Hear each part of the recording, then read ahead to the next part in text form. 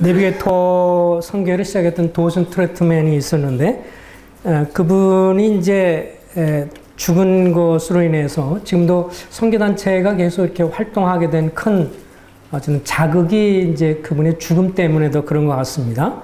알려진 일화로는 이제 그분의 수양의 기간에 이렇게 진행을 하다가 어떤 사람이 호수에 빠지게 됐고, 그래서 호수에 빠진 그 사람을 살리고 붙들어서 이렇게 올리면서 결국은 자기가 죽게 되었다고 그래요. 그래서 그때 당시에 신문에 기록된 게 뭐냐면 그 도슨이라는 사람을 다른 사람을 붙들어 올리는 사람이었다 이렇게 표현했다고 하는데, 어찌 보면 그 성도로서 특별히 장로로서 각 지역의 인도자로서 우리가 사역은 다른 사람을 붙들어 세우는 사람, 그것이 바로 우리의 사역이라고 생각이 됩니다. 그 성도들의 영적 이제 단계를 좀 보면서 뭘 해야죠?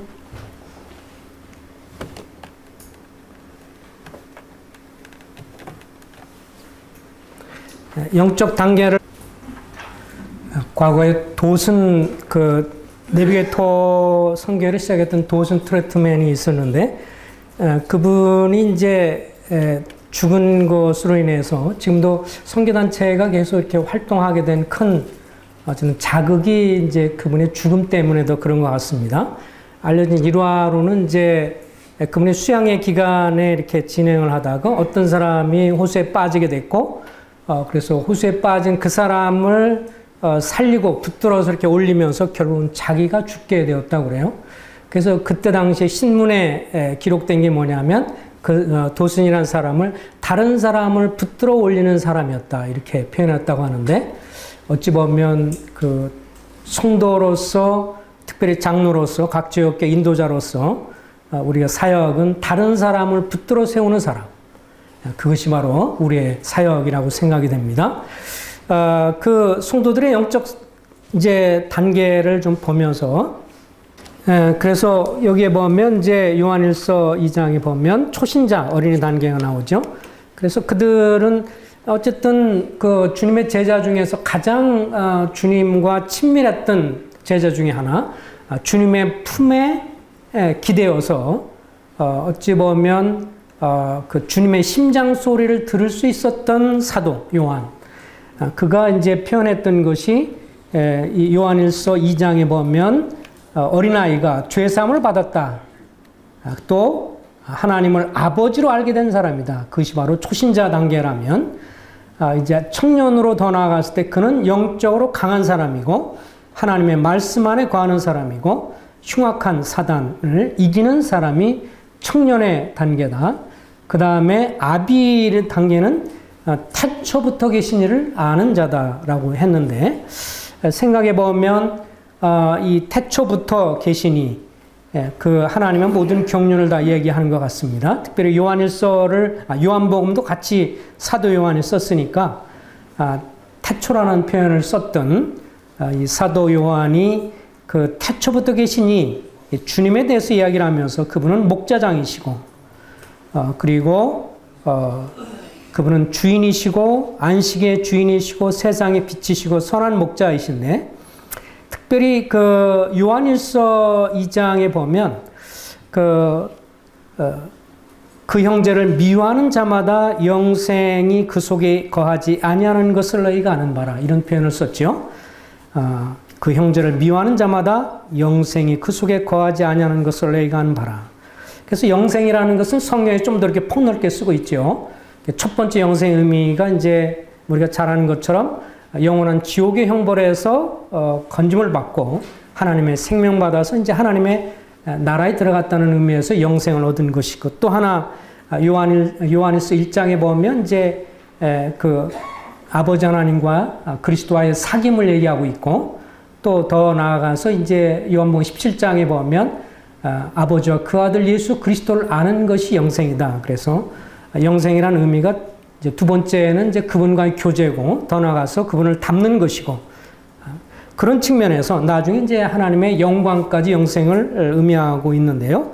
그런 의미에서 여기에 그 형제를 미워하는 자마다 영생이 없다는 것은 주님과 교제, 또 주님과 닮는 것이 불가능하다. 그래서 이 아버지 이 단계, 아비 단계는 이 마태복음 5장 48절에서 말하는 것처럼 하늘에 계신 너희 아버지의 온전하신 같이 너희도 온전하라. 그렇게 말씀해 주고 있는데, 그러면서 주님이 하신 말씀이 원수도 사랑하라. 그래서 이 아버지 단계는, 아비 단계는 아버지의 마음을 갖고 있는 것이고, 아버지의 마음으로 아버지의 온전하심처럼 너희도 온전하게 되는 것이고, 결국은 요한일서 4장 7절 12절 하나님이 우리를 위해서 아들을 보내셔서 우리를 위해서 죽게 하심으로 너희가 형제를 위해 죽는 것이 마땅하다라고 했는데, 그런 측면에서 아비 단계는 그 말을 다른 사람을 용서할 줄 알고, 그리고 다른 성도를 용서하고 원수까지 사랑하는 단계를 주님이 말씀한다고 생각하게 되어집니다. 이 사람을 용서하는 것과 연관돼서 사실 굉장히 힘들고 상처를 받고 어려웠을 때 용서하는 것이 정말 힘들지만, 결국 주님을 의지하면서 특별히 이 성경에 보면 이제 용서와 연관했을 때 베드로가 그런 말을 했거든요. 그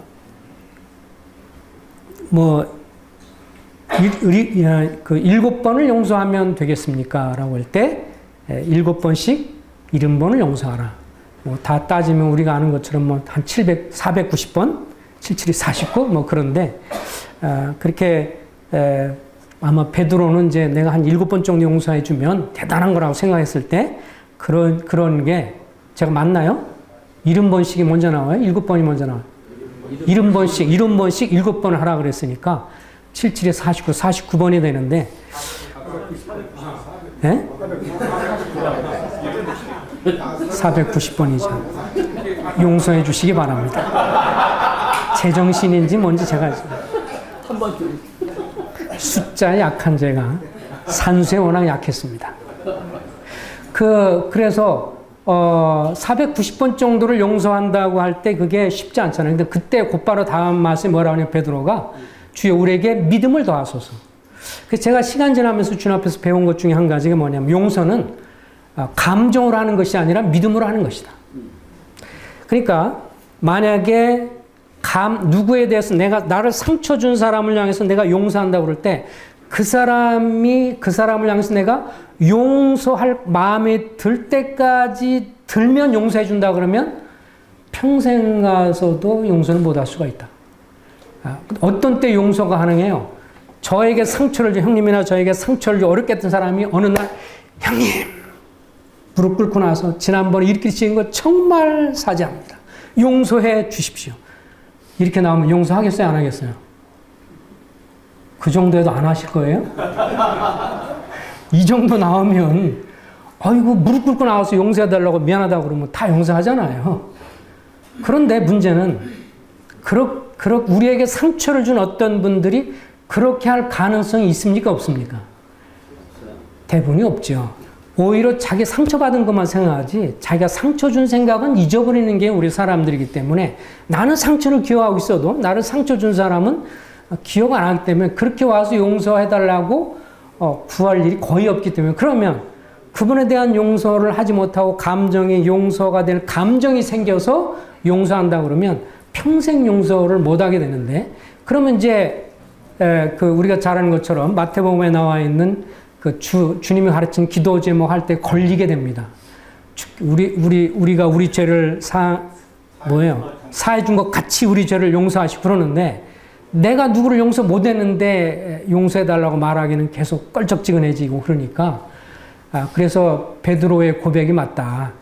주여 우리에게 믿음을 더하소서. 거기서 그렇게 용서해라. 490번이 용서해라 그럴 때 용서는 그래서 믿음으로 하는 것이지 감정을 하는 것이 아니다. 그래서 그런 면에서 저도 이제 저에게 상처를 주고 어려운 사람이 있었으면 불뚝불뚝 생각나잖아요. 무슨 일 할 때. 그럼 주여 그를 믿음으로 아무개를 용서합니다. 아무개를 믿음으로 용서합니다. 그러니까 490번은 아닐지라도 한 7, 80번 정도 하다 보면 계속 그렇게 감정에 의지하지 않고 믿음으로 용서합니다. 누구를 용서합니다. 또 그를 향해서 축복 기도를 하는 거예요. 주님이 원수를 축복하라고 그랬어요. 주님 아무개를 주님 축복해 주시고 은혜를 주시고 더 좋아지게 해 주시고 생각날 때마다 계속 그렇게 하는 게 어느 순간에부턴가 그런 거 용서하는 마음이 정말 생기는 걸 느꼈어요. 형님들도 생각해 보시고 해보시길 바랍니다. 만약 상처가 되면. 왜냐하면 이 누구한테 상처받은 걸 내가 용서하지 못하면요. 그게 계속 나를 족쇄를 채워요. 제가 하나 이제 이 일화 중에서 하나 생각나는 것이 저쪽 아프리카에서 있었던 일인데 어쨌든 거기는 이 이슬람 사람들이면서 기독교인들 국가들도 많이 있잖아요. 한 부족에 대한 것이었는데 근데 그 부족의 그 아이가 어떤 실제 있었던 이야기인데 어떤 경험을 했냐면 자기 어렸을 때 이 이슬람 사람들이 쳐들어온 거예요. 그래가지고 자기 마을을 완전히 추토화시켰어요. 기독교 마을을. 그러면서 자기 부모를 앞에서 죽였어요. 그리고 얘가 7살 정도인데 얘를 노예로 끌고 가서 그 집에서 자기들인 데서 완전히 노예로 부려먹은 거예요. 그래서 나중에 거기서 계속 정말 마지못해 살고 그러다 나중에 하나님이 정말 은혜를 주셔서 뭔가 이렇게 일하다가 기회가 됐어요. 얘가 도피해서 나중에 대사관을 가게 돼가지고 그때 당시에 이 미국의 대통령이 이제 그곳에 이렇게 그것을 뭐랄까 난민들을 받아줘서 그 나라 지금 생각이 안 나요. 갑자기.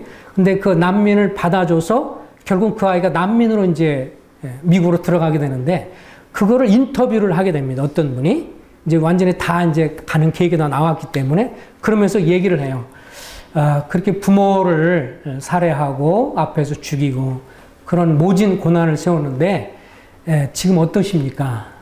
그들을 향해서 얼마나 힘들었고 그러겠어요. 그랬더니 이 친구가 뭐라 그러면 이렇게 말합니다. 저는 그들을 용서했습니다. 그러면서 뭐라 하면 내가 그를 용서하지 않으면 제가 하루도 살 수 없기 때문에 그 나를 위해서도 그를 용서했습니다. 그거를 이제 결국 그걸 보면 저도 참 감동이 됐어요.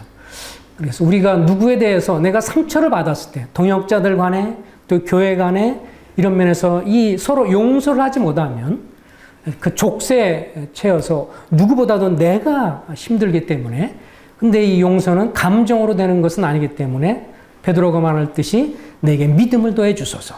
그래서 믿음으로 용서하고 믿음으로 고백하고 믿음으로 선언하고 자꾸 그러다 보니까 나중에 용서가 정말 되더라고요. 감사가 돼요. 그런 면에서 축복기도 할 수 있고 그래야 제 영혼이 자유로울 수 있고 설교할 수 있으니까. 어쨌든 여기에 요한일서의 이 마지막 아비 단계를 얘기할 때 주님은 그랬잖아요. 주님도 우리를 위해서 죽었으므로 너희도 형제를 위해서 죽는 것이 마땅하지 않아요. 주님이 우리 다른 사람을 위해서 그런 것들을 말씀하는 거라고 생각이 됩니다. 3장에 가서 이제 제자 양육 과정의 설명을 보면 어쨌든 이렇게 일목요연하게 성경에 이런 게 나오지 않은 이유들이 뭘까? 뭐 여기도 정리했지만 성경은 더 큰 제목을 다루고 있기 때문에 하나님의 나라, 그 다음에 이스라엘 언약, 그리스도 구원 이런 걸 다 다루고 있기 때문에 이 성경의 성격 때문에 일목요연하게 1단계, 2단계, 3단계 뭐 이런 걸 하지 않았고 또 오해도 있죠. 계단 공과식으로 1단계 하면 2단계, 3단계 이렇게 성경에 기록됐다면 한 번만 딱 하면 이제 끝났다. 이렇게 오해도 할 수 있기 때문에 그리고 더 본질적인 것이 뭔가 하는 것을 성경은 지금 이스라엘 역사와 더불어서 이게 다루고 있는 거기 때문에 그러면서 이제 신약 시대에 교회 발전을 다루고 있는 거라서 이런 거를 이렇게 성역 공부 교재처럼 성경이 기록되지 않은 것은 본질적인 진리가 더 중요하기 때문에 비본질적인 것, 다소간의 문화적인 차이도 있을 수 있고 이런 것들은 각 지역에 따라 이렇게 할 수 있도록 그래서 선교지에서 보면 각자 좀 다를 수 있잖아요. 어떤 면에서 본질은 같을지라도 비본질적인 것은 다르기 때문에 이렇게 똑같은 어떤 한 나라를 문화를 두고 얘기하지 않았다는 면도 그런 일목요연하게 신앙 성장 과정을 제시하지 않은 것이 있는 것 같습니다. 근데 이제 선교단체에서 내비게이터라 이런 데에서는 이제 특별히 제자 훈련에 대해서 굉장히 많이 하게 되고 또 이런 도움도 많이 받지만 이분들이 갖고 있는 것이 약점이 있죠. 선교단체가 전도에 약하고요. 우리처럼 죄를 지적하거나 그런 면에서 확실한 회개 이런 것을 잘 확인을 좀 못하는 걸 봤고 그 다음에 예배에 대해서 잘 모릅니다. 그러니까 선교단체 사람들은 주변에는 아무 교회나 참석하라 그러고 오후에 주일 오후에 자기들끼리 만나게 되는데 또 교회관이 부족하게 되고 신약개월 이런 걸 모르기 때문에 그래서 이 이런 것은 선교단체에서만 할 수 있는 그런 게 아니고 신약교회 가운데서 보여주는 거라면 우리의 가장 적절한 것은 성경적으로 볼 때 교회 안에서의 제자양육이다. 그래서 몸 안에 성도의 삶을 세우는 사역이다. 데살로니가전서 5장 11절에 보면 그러므로 피차 권면하고 서로 덕을 세우기를 서로 세우기를 너희가 하는 것 같이 하라. 너희는 그리스도의 몸이요 지체의 각 부분이나 우리는 이 지체 원리를 너무도 잘 알고 있습니다.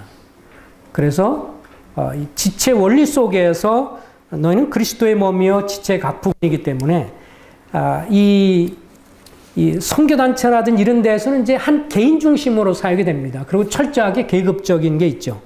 그래서 예를 들면 선교단체 내비게이터 같은 경우를 봐도 우리 한국에도 보면 지방 디렉터 책임자가 있고요.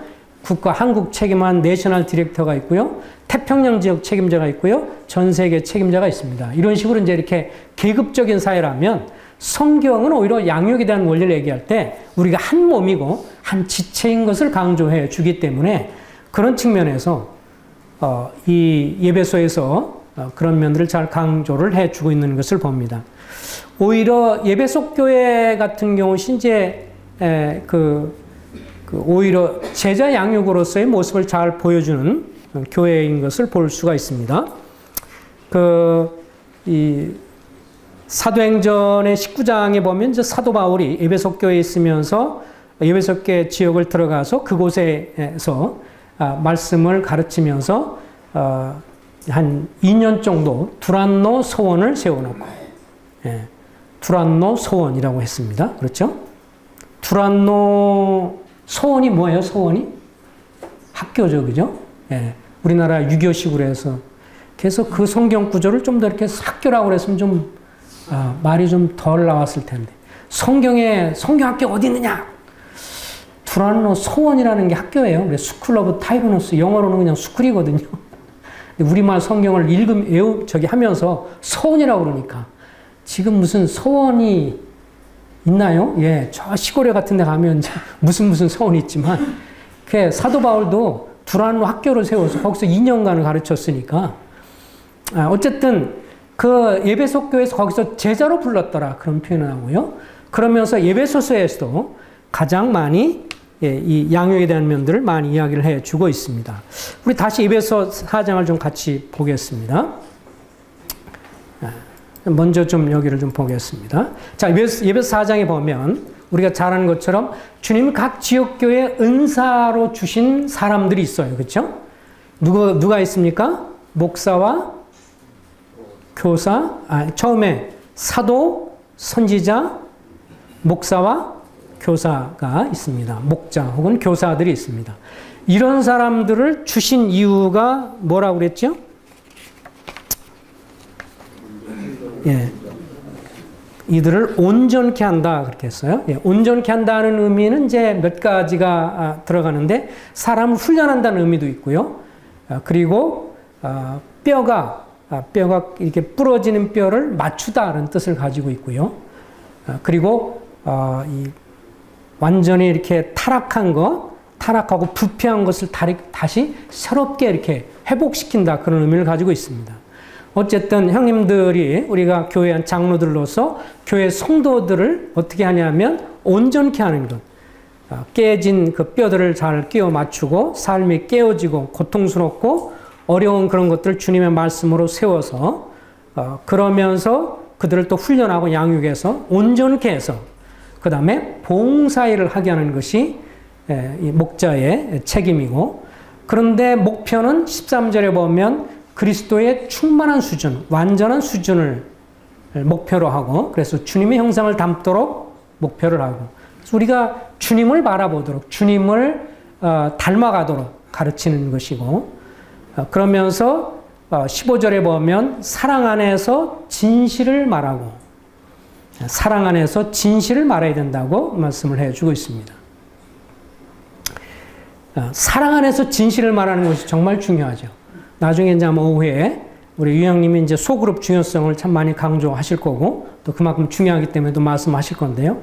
이 이 교제하면서 소그룹이든지 어쨌든 모든 그룹에 있어서 사랑 안에서 진실을 말하는 것은 정말 중요한 것 같습니다. 주님이 이 균형 있게 말씀했는데 사랑이 없이 진실을 얘기하면 어떻게 될까요? 무섭습니다. 사랑을 빼뜨리고 이 진리만 얘기하면 정말 살벌하죠. 뭐 우스꽝스러운 이야기지만 뭐 교회에서 어떤 자매를 보고 그한테 사랑을 얘기한다 그러면서 자매님 아무리 말하지 거짓말할 수 없기 때문에 진실을 말하는데 자매님 참 못생겼어요. 아마 그 뒤로 그 자매님 평생 안 보려고 할 것이죠.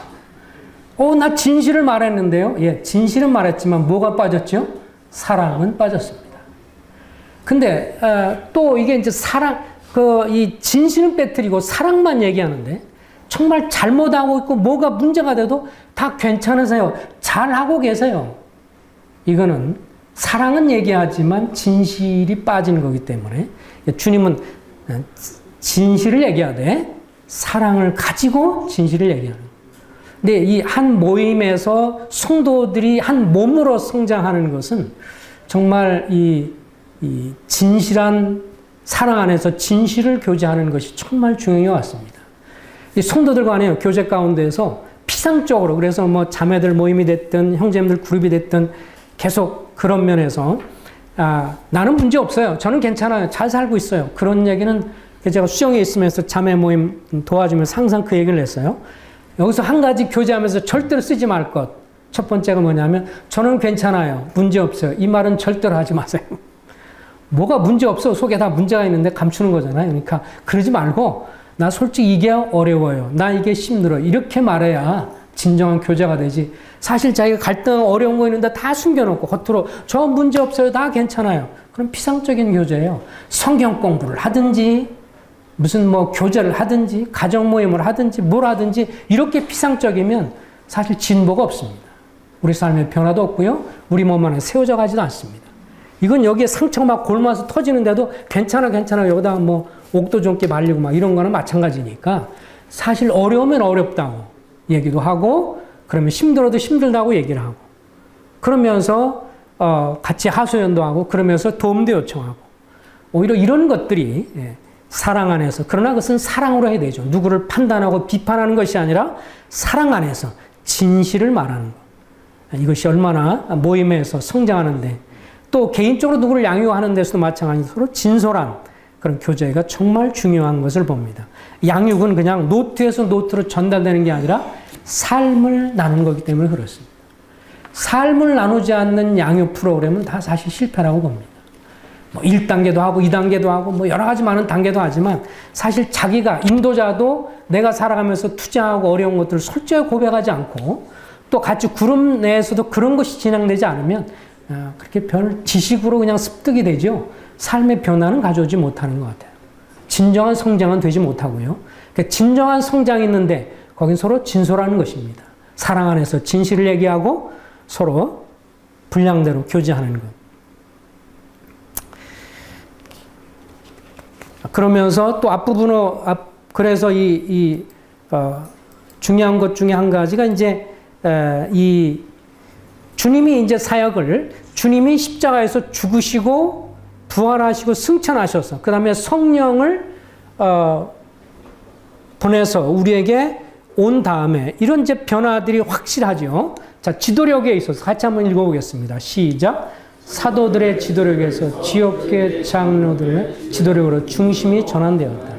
주님이 살아계시는 동안에는 사도들이 주를 이루었지만 이제 시간이 지나고 주님이 죽으시고 부활의 성령이 오면서부터 각 지역교회에서의 지도력은 사도에서 장로들로 지도력의 중심이 전환이 됐습니다. 또 그 다음에 인도하심도 주님이 있을 때는 주님이 있을 때가 확실했잖아요. 그죠? 주님이 갈릴리에 계시면 유다에 없고 주님이 갈릴리 호수에 있으면 사해에는 안 계시는 건데 이제 주님이 그 출현하시고 그대로 있는 데서 이제는 인도하심, 하나님의 말씀과 기도를 바탕으로는 성령의 인도하심으로 전환이 됐죠. 그래서 우리가 양육한다고 할 때 사복음서를 살펴보지만 거기에 너무 주님의 중심으로 된 그런 면에서 인도하심에 있어서 오늘날은 말씀과 기도를 바탕으로 성령의 인도하심이 있는 것을 보게 됩니다. 이제 훈련도 여기 보시면 같이 한번 읽어보겠습니다. 시작. 주님의 1:1 훈련에서 주에 모인 교회의 복수 지도력의 훈련으로 전환되었다. 이게요, 제가 생각할 때는 다른 일반 교회에서는 할 수 없는 귀중한 어떻게 보면 자원이 여기 있다고 생각을 합니다. 우리 교회가 각 지역 모임이 복수 지도력이라고 할 때 복수 지도력에서의 특징들이 좀 있잖아요. 어느 형제는 말씀에서 굉장히 강하시고요. 어떤 형님은 말씀은 조금 말씀 사역에 좀 약하지만 인격이 훌륭하신 분이 있어요. 또 어떤 면은 또 다른 형님은 또 이렇게 행정적으로 이런 것들을 좀 잘하고요.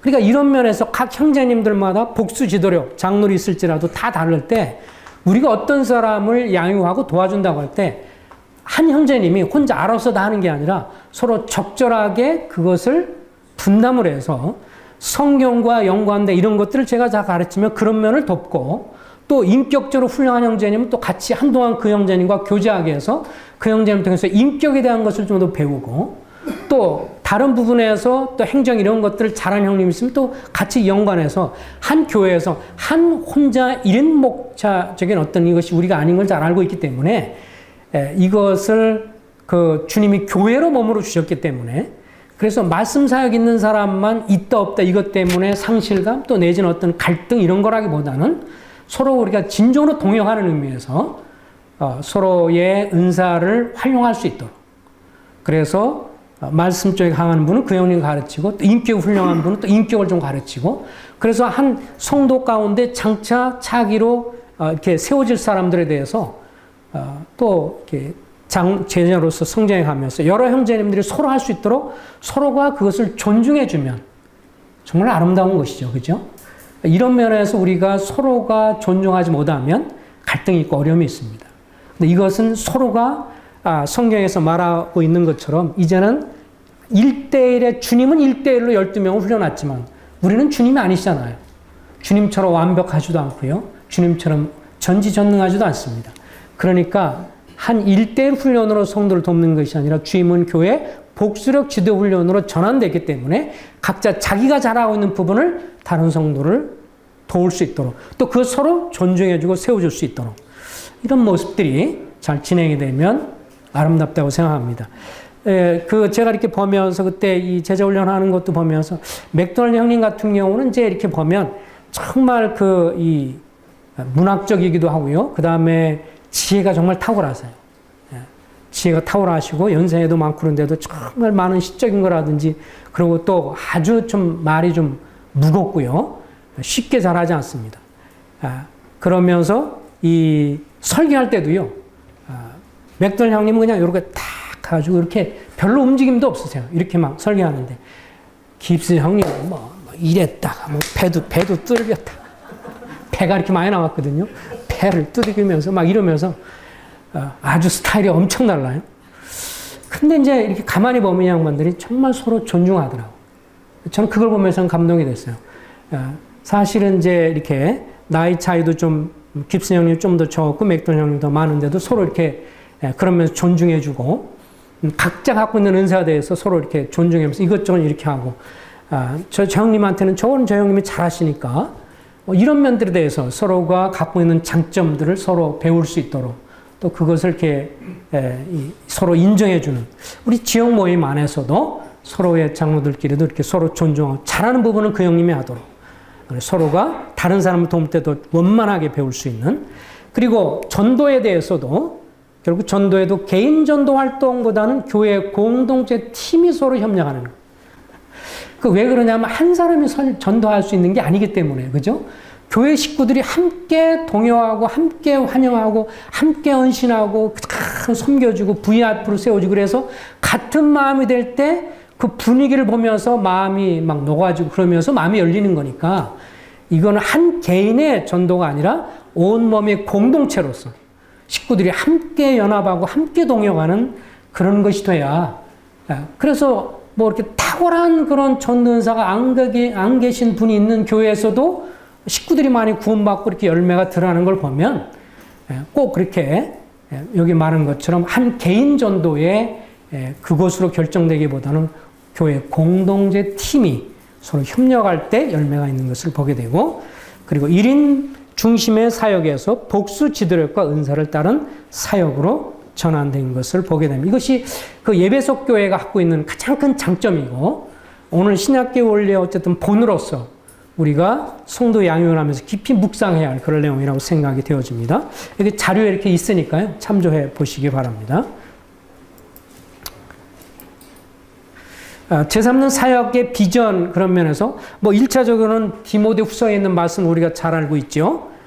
디모데후서에 있는 말씀에 보면 사도 바울이 충성된 사람한테 가르치면 충성된 사람이 또 다른 사람을 가르칠 수 있는 비전. 근데 참 저는 이렇게 이 여호수아 23장을 보면서 감동이 많이 돼서 여호수아 23장에 보면 이 여호수아가 마지막으로 그렇게 인도자들을 모아놓고 이야기를 하잖아요. 그러면서 삶의 비전을 얘기합니다. 주의 말씀을 순종하라. 그리고 주님과 가까이 하고 친근히 하고 그분을 사랑하라. 세상 가치관을 사랑하지 말아라. 그리하면 저는 10절이 참 감동이 됩니다. 우리 한번 여호수아서 23장 10절 한번 어느 형님 큰 소리 한번 읽어주실래요? 여호수아서 23장 10절.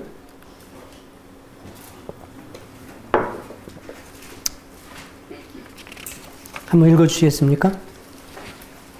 어느 형님 너희 중 한 사람이 1000명을 쫓으리니 이는 너희 하나님 여호와 그가 너희에게 말씀하신 것 같이 너희를 위하여 싸우심이라.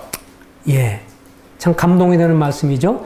주님의 말씀을 철저히 순종하고 주님을 가까이 하고 사랑하며 그리고 주변의 세상 가치관을 사랑하지 않으면 그러면 너희 한 사람이 1000명을 당할 수 있으리니 이는 주께서 앞서 행하신다. 그래서 주님 앞에 이런 비전을 갖고 기도해 봅니다. 주님, 저희 생에 살아가면서 1000명의 사람들에게 영향력 미치는 사람이 되게 해주세요. 주의 나라를 위해서, 주의 이름을 위해서. 그렇게 기도해 볼 수 있잖아요. 그죠? 주님이 합생하신다고 말씀했으니까. 그래서 주님 앞에 그렇게 기도합니다. 주님, 저희가 주를 위해서 1000명의 사람들 영향력 미치는 사람이 되면 좋겠습니다. 주를 위해서. 그런 비전을 갖고 주님 앞에 기도해 봅니다. 제자가 맺는 성품. 결국 우리가 이 열매라고 그럴 때 주님이 요한복음 15장에서 나는 포도나무여 너희는 가진이라고 할 때 열매를 생각하면 크게 두 가지가 있습니다. 그렇죠? 사실은 이 주님의 원래 원줄기 되신 그리스도께서 자체가 원가지가 되니까 우리는 가지가 붙어서 이제 열매를 맺으면 주님의 열매를 맺는 건데 주님의 열매는 두 가지로 나눠볼 수 있죠. 하나는 그분의 성품의 열매입니다. 사도 바울이 갈라디아서 5장 23절 4절에서 오직 성령의 열매는 사랑, 희락, 화평, 인내, 자비, 양선, 충성, 온유, 절제 이렇게 성령의 열매는 그리스도의 인격의 열매가 있고 또 하나는 사역의 열매입니다.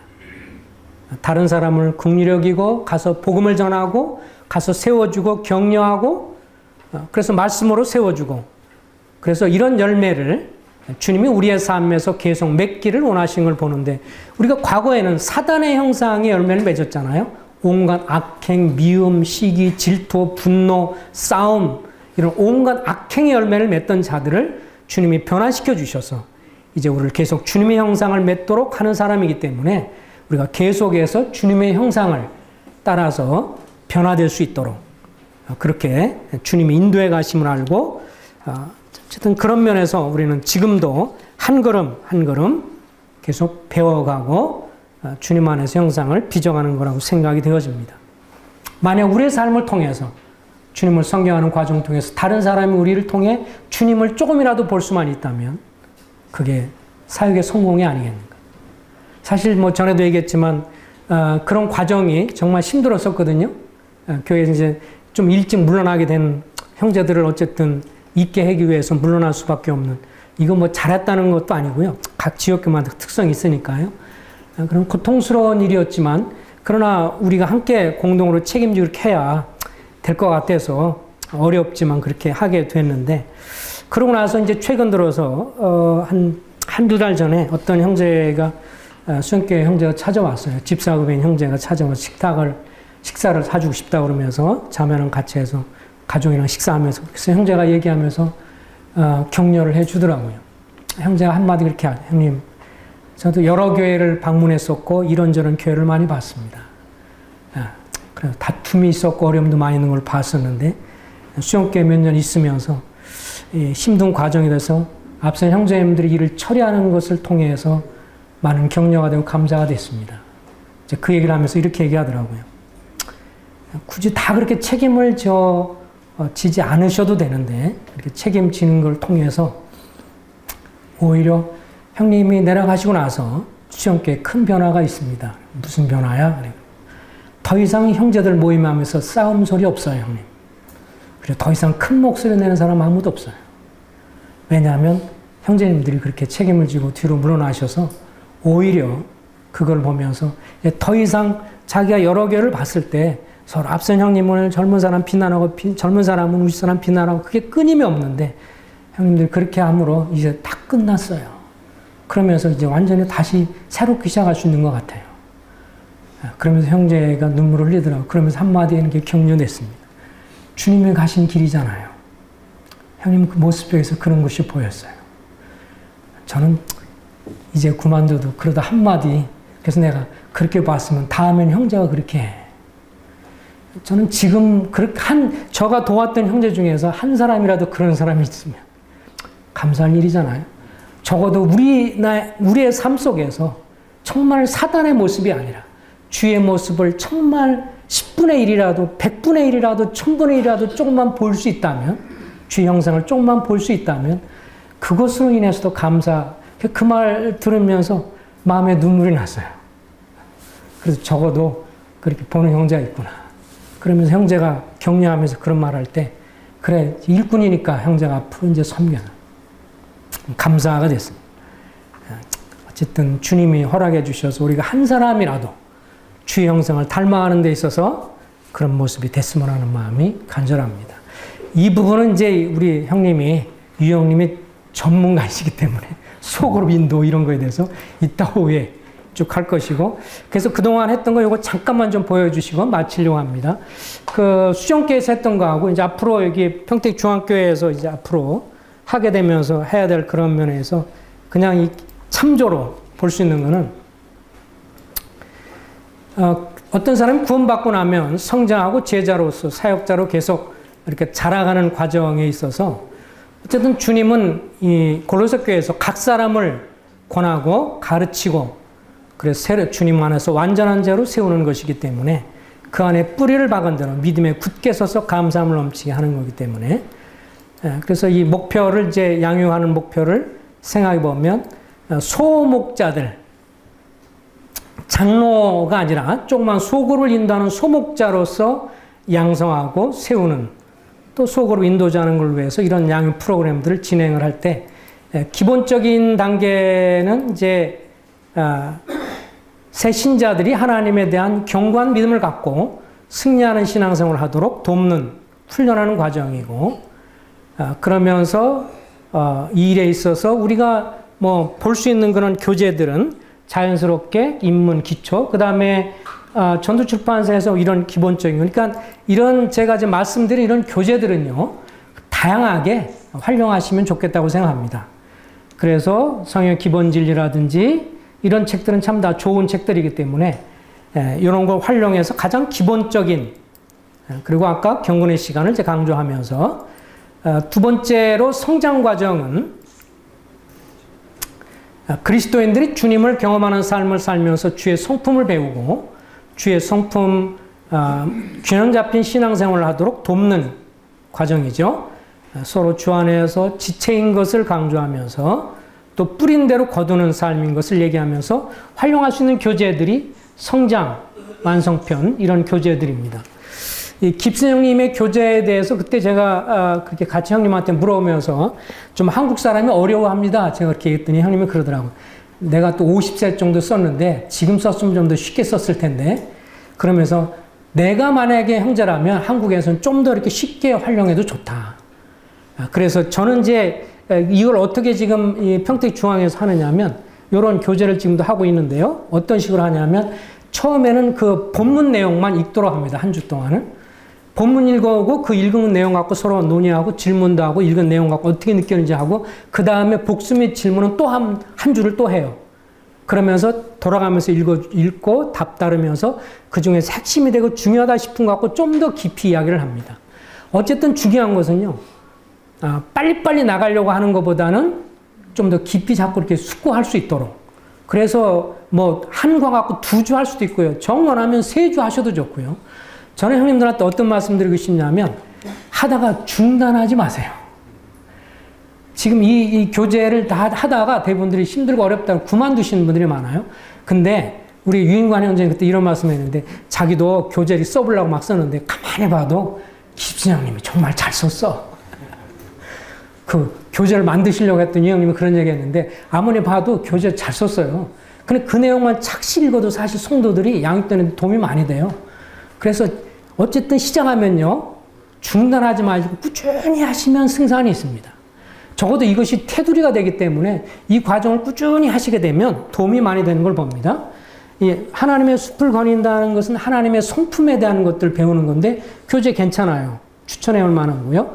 그 다음에 하나님의 가족을 서로 세우자 이건데 진 깁슨 형님이 진 게츠가 쓴 건데 지금 이제 이 인도원 교회에서 지금 말씀사는 더 이상 출판 안 하기 때문에 인도원 교회에서 이걸 해서 이 교재로서 구입할 수 있습니다. 물어보니까 책이 있다고 그러더라고요. 그래, 목적을 이끄는 삶, 좀 논란이 있어요. 근데 제가 강조하고 싶은 것은 여기서 뭐 지옥이나 이런 거 좀 약합니다. 또 릭 웨렌이 이제 약간 뭐 통합측이다 이런 것도 있는데, 저는 이제 교재를 씀에 있어서는 깁슨 형님의 그 말을 저는 생각하는데, 우리가 치킨을 먹을 때 고기만 먹고 뼈는 다 버리지 않니? 그러니까 뼈는 버리고 고기 먹듯이 좋은 책은 그냥 부족한 거 얘기하면서 하면 되지. 이렇다고 해서 릭 웨렌을 다 쫓아가는 건 아니니까 이런 책도 기본 과정 속에서는 삶의 목적을 분명히 해주는 데는 좋아요, 책이. 그러니까 활용하실 수 있다는 겁니다. 이거 갖고 이게 영감 받았냐 안 받았냐 저한테 얘기하지 마세요. 쓰실 분이 있으면 쓰시란 얘기죠. 안 좋은 거는 다 이렇게 보완하시면 되고. 그 다음에 성장 지침, 영혼을 계산한 삶, 새로운 생명. 이것도 이제 인동학교에서 기본적으로 잘 돼 있고, 결혼한 사람에게는 이 기혼자의 경우, 그 다음에 자녀와 연관해서는 마음을 다루면 자녀의 미래가 달라진다. 제가 가정생활 세미나 하면서 많이 이렇게 추천해 준 책인데, 이런 책도 굉장히 도움이 됩니다. 그러면서 이제 강조하는 것은 수레바퀴죠. 말씀, 기도, 교제, 전도, 예배. 순종하는 삶, 건강한 삶으로 나가도록. 제작 과정에서는 이제 그리스도인이 주님의 마음을 갖고 교회 공동체 속에서 주님께 철저하게 헌신한 제자의 삶을 살면서 다른 성도를 양육하고 삶을 돕도록 하는 그런 과정. 우리가 서로 공동체를 통한 성장과 양육, 한 지체인 것을 얘기하면서 요거 하는 마음에 좀 새겨주시기 바랍니다. 요건 없어서 한번 사진을 찍으세요. 그 주님이 멘토 멘티의 가장 바람직한 관계, 개인적으로 어렸을 때, 그 다음에 약간 좀 더 이렇게 성장한 사람을 도울 때도 이 과정은 늘 반복이 되죠. 주님이 요한복음 1장 13절에서 와서 보라 그랬잖아요. 이때 이제 인도자인 우리는 행동하고 멘토는 지켜서 보는 거죠. 어떻게 기도는 어떻게 하는지 뭐 하는 거지, 또 말씀 어떻게 가르치는지 이런 것도 지켜보고요. 그 다음에 두 번째는 와서 나를 따르라 단계입니다. 멘토가 행동하고 멘티도 옆에서 따라서 하는 거죠. 어떻게 하는 걸 옆에서 보고 배우는 거고요. 그 다음에 나와 함께 하자. 요한복음 15장 내 안에 거하라. 멘티는 행동하고 멘토는 그것을 지켜보면서 도와주는 거죠. 그래서 맥도날드 형님도 이것도 많이 강조를 하셨는데요. 결국 다른 사람이 하는 것들에 대해서 내가 하는 것을 지켜보게 하고, 내가 하고 그도 따라서 하도록 도와주고, 또 그가 하고 내가 옆에서 지켜보면서 도와주고. 그래서 각기 가진 은사들을 활용해서 이렇게 도우면 좋은 효과가 있으리라고 생각을 합니다. 그래서 제자의 과정을 뭐 이건 각 지역계마다 다른 겁니다. 그냥 저희 신뢰만 수영교에서 활용했던 거 말씀드리는 거고, 앞으로 이제 평택중앙에 사용할 그런 건데, 예를 들면 뭐 제주언론가정 김수영님 쓴 거 그리스도의 사랑하는 교회라든지, 요거 분별력을 위해서 이렇게 구분된다. 성경 해석에 대한 기본이면서 아주 좋은 책이에요. 교회 생활, 참된 제자의 길, 신약개요, 그 다음에 구약개요라든지, 또 소그룹을 변화시키는 인도자 이런 거, 내비게이터로 나온 책도 있고요. 요새는 국제 제자 훈련원이라고 나오는 요것도 괜찮은 책이고요. 소그룹 인도자들에게 이제 추천하면서 같이 공부할 것입니다. 사랑하지 않으면 죽는다. 이거는 정말 이제 앞으로 더더욱더 그 지역 모임에서 이렇게 하지 않으면 어렵기 때문에 그런 면에서 추천해 줄 만한 책이고, 그 다음에 또 개인적으로 아까 이거 하나님의 가족은 서로서로 세우자, 진게치가 쓴 거죠. 그 다음에 로마서 강해는 제가 볼 때 존 스타트가 쓴 로마서 강해가 참 좋은 것 같습니다. 개인적으로 로이 존스도 좋은데 너무 방대하고 많아요. 존 스타트가 쓴 로마서 강해는 우리가 참 좋고, 또 다른 제자급에서도 이 책 읽어서 소화시키면 로마서의 내용은 아주 이분이 치우치지 않게 잘 다뤘던 걸 봅니다. 이건 이제 IBP에서 나왔고요. 그 다음에 영적 권위, 이워치마니에 대해서도 이제 말이 좀 많을 수 있고요. 그런데 이 책이 좋은 거는 지도력이 뭔가를 가르쳐 준 데는 좋습니다. 그래서 교회 장로님들의 권위라든지 각 지역 모임에서 어느 곳에 모임이든지 거기는 질서가 있다는 걸 강조한다는 면에서 이 책이 좋아요. 그래서 수영에서 이 자매 모임에서나 그 다음에 읽거나 서로 이 독후감도 쓰고 교제하고 그랬을 때 반응이 좋았습니다. 그리고 서로가 존중해주고 인도자들을 향해서 존중하는 그런 측면에서 권위를 가르치는 데는 좋은 교재가 됐던 것을 보게 됩니다. 제가 맡은 부분이 제자의 과정까지고, 이제 일꾼에 관한 거는 이제 오후에 식사하고 나서 형님이 또 여러 경험을 통해서 또 풍부하게 또 실제적으로 또 형님이 훌륭하게, 저는 좀 근성이 없는데 이 형님은 근성이 있어요. 뭔가를 하면 칵 붙들고 뭐 그 같이 보이기 위해서 저는 감동된 게 뭐 저기 싱가포르 모임도 막 집사 형제들, 일꾼 형제들 데리고 가지고 그 3년 전인가 그 콜로라도에 그 알렉산더 스트라우크 형제님 거기도 장로들 부부 데리고 같이 저 통역 뛰어가지고 같이 가가지고 직접 가서 초청하려고 하는데 그 형님 연세가 있어서 못 온다 하니까 그럼 우리 가서 배우자 이래가지고 돈을 들여가지고 그런 걸 보면서 참 그 주님 앞에서 그런 열심 이런 게 정말 저도 같이 가서 보면서 감동이 됐습니다. 그런 면에서 실제적으로 일꾼은 또 그러면 오후에 또 교재에서 또 보완해 드리려고 생각합니다. 오늘 여기까지 하겠습니다. 기도하겠습니다. 아버지 하나님, 주께서 저희를 참 형편없고 연약한 저희를 부르셔서 성도를 온전케 하는 일에, 그러므로 봉사일을 하기 위해서 그런 일을 부르신 걸 생각할 때 찬송을 올립니다. 하나님의 정말 마른 가지이고 또 타다나무 나무 같고 형편없는 자이고 허물이 연약함이 얼마나 많이 있는지요. 그래서 주님이 계속 빚어가시고 때로는 물로 불로 통과하게 하셔서 지금도 깨트리시고 빚어가시는 하나님의 오묘한 섭리와 그 거룩한 손길을 찬송하고 경배합니다. 주님을 섬겨가면서 저희가 칭찬도 얻고 격려도 받을 뿐만 아니라 비난도 받고 수치도 받고 치욕도 짊어지고 하는 길임을 저희가 더 배우게 되면서 정말 주님이 없이는 우리가 아무것도 아니고, 주님이 아니면 우리가 열매 맺을 수 없는 자이고, 주님이 세우지 않으면 주님이 세워질 수 없는 것을 고백을 드릴 때 주께서 계속 사랑하는 형님들 계속 강건하게 하시고 굳건하게 하시고 끝까지 각 지역에 섬기는 일을 실망하지 않고 낙심하지 않고 끝까지 믿음의 선한 경주를 하게 하셔서 우리가 평생에 다른 사람을 돕고 세우다가 주님을 배울 수 있는 그런 복을 얻게 해 주시기를 원하옵나이다. 주의 이름과 영광을 위해, 하나님의 나라를 위해서, 이 일을 위해 저희를 주께서 사용해 주시옵소서. 예수 그리스도 이름으로 부탁하며 기도하옵나이다. 아멘.